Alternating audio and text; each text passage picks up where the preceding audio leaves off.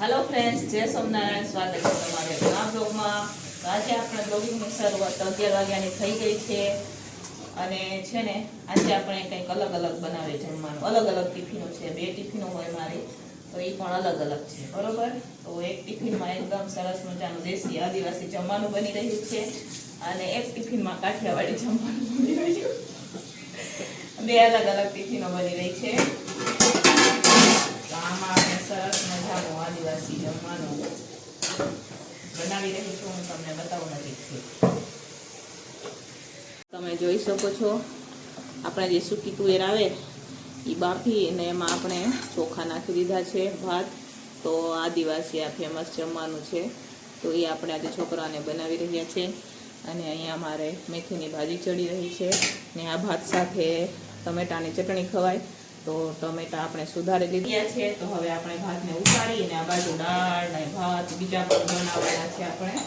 તો ફટાફટ આને નીચે ઉતારી દઈએ અને આપણે બનાવીએ દાળ ને ભાત।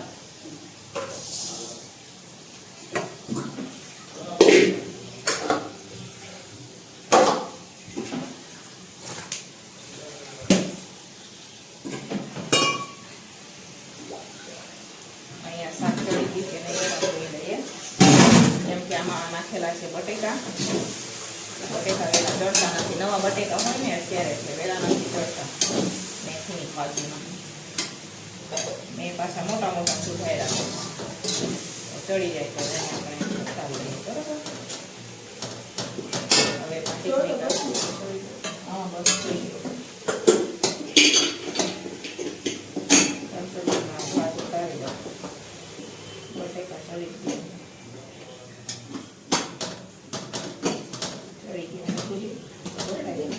અમુક બટેકા પછી અમુક બટેકા એવા હોય કે ચડતા નથી, અમુક ચડી જાય છે, તો મારે સમજવું હું આનું। હાલો ફ્રેન્ડ્સ, તો બધું ફાઇનલી જમવાનું બની ગયું છે।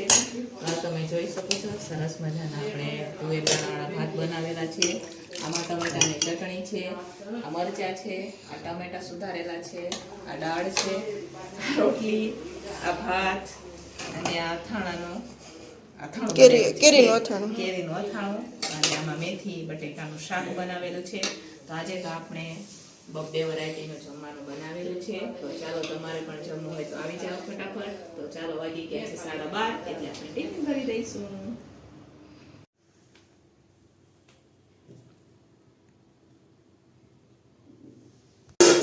તો અહીંયા હું અત્યારે છોકરા માટે ભાત બનાવી રહી છું। ટિફિનો બધી ભરાઈને વહી ગઈ છે ને આ બાજુ આપણે વાસણ બાકી છે, તો એ વાસણ ઉટકી નાખશું। આ ખાટલી ભરેલી હતી, વાસણ ગોઠવી દીધા હવારના, અને વાસણ બધા હોય ને ઉટકાઈ ગયા, તો એ આપણે ગોઠવી દીધા છે। હવે આ બાકીના જે બપોરના વાસણ તપેલા હતું એ હવે આપણે ઉટકી નાખીએ, બરોબર।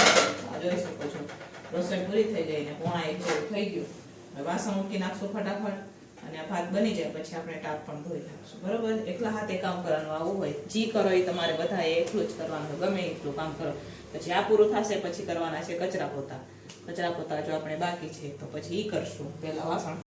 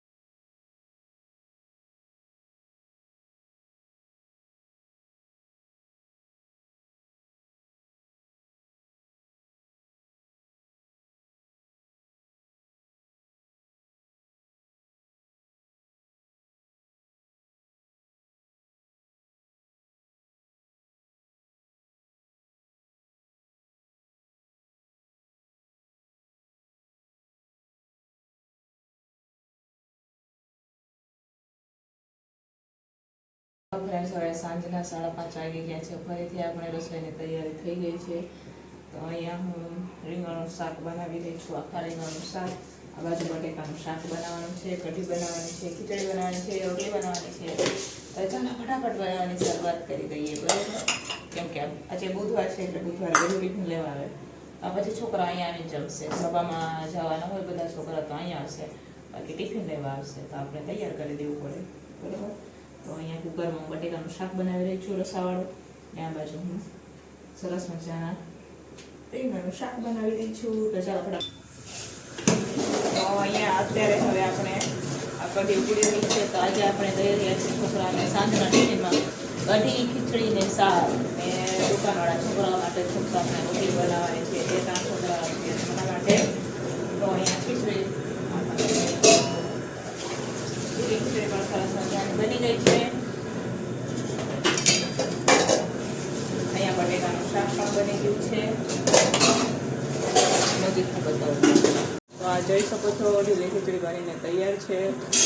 અહીંયા કઢી પણ ઉકળી રહી છે, લોટ પણ બંધાઈ ગયો છે, બટેકાનું શાક પણ બની ગયું છે. તો ચાલો ફટાફટ આપણે હવે કઢી ઉકાળી દઈએ. અને અહીંયા નમૂડી વાસણ છે. હેલો ફ્રેન્ડ્સ, તો ફાઇનલી બધું જમવાનું બની ગયું છે અને છોકરાઓ પણ આવી ગયા છે. તો ચાલો ફટાફટ એમને છોકરાઓને આપણે જમવાનું આપી દઈએ અને હું તમને બતાવું કે આજે શું શું બનાવેલું છે. તો અહીંયા છે ખીચડી, આ છે કઢી અને આ બટેકાનું શાક. કેમ કે બધા છોકરાઓ મારી ખીચડી નથી ખાતા એટલા માટે. અહીંયા દુકાનના છોકરાઓ માટે રોટલી બનાવેલી છે, રીંગણનું શાક પણ બનાવેલું છે. તો ચાલો તમારે પણ આવી જાઓ.